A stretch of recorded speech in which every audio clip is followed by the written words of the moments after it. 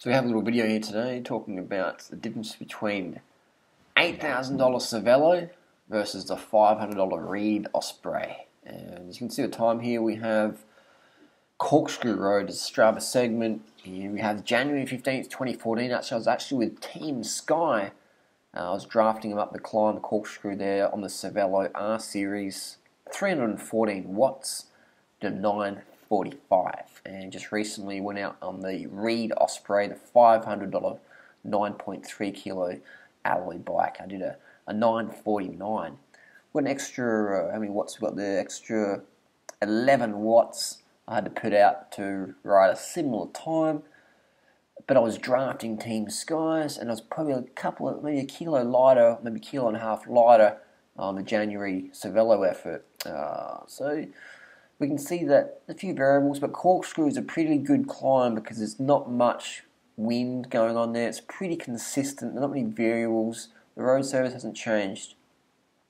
What tyres was I running that night on the Reed? I think I had the stock on there. The stock Kenders, they're probably like $5 a tyre.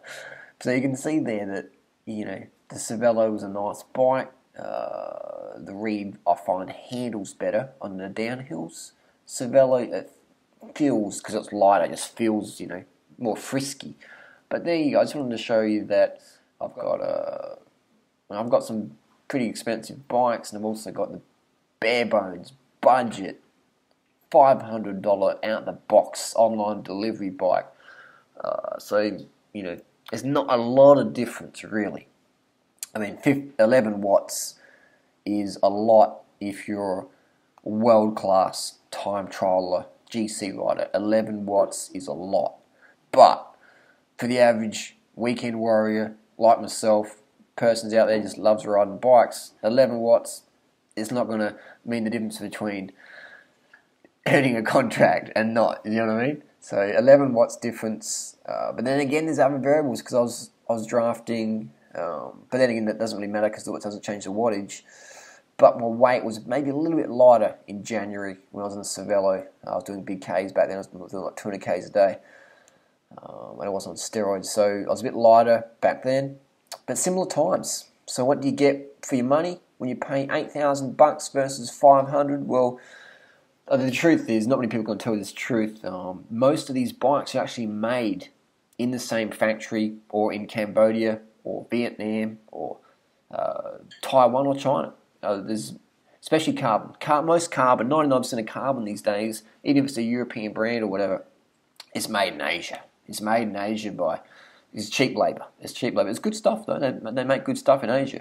There's no doubt about it. So don't buy a bike thinking it's made in such and such country when it's not. It's made most likely 99.9% of the time. If it's carbon, it's coming out of Asia. China, Cambodia, Vietnam, Taiwan. And they make good shit over there because they've been making a lot of it. So then it comes down to why would you spend the extra for the price tag? It comes down to just marketing, man. If you want the brand, I'm the same, man. If you want a certain brand, then you pay the extra. You're paying, like a Calvin Klein t-shirt, you're paying for extra. The reality is that all these companies make bikes everyone else, so the production quality is the same. It comes down to warranty, customer service, things like that. So I just want to make a quick video showing that, I would spend at least, you need to spend at least $500 to get a good road bike. And getting something from your local store that can give you a good bike fit, you're going to be looking at maybe $1,300, $1,500. Because when you're buying your first ever road bike fit is vital. Someone like myself, I know generally what I want in a bike, geometry-wise, head tube, etc. But the average person, you're paying for bike fit. So that's why when you get your first road bike, you definitely want to go to a shop and get fitted up correctly.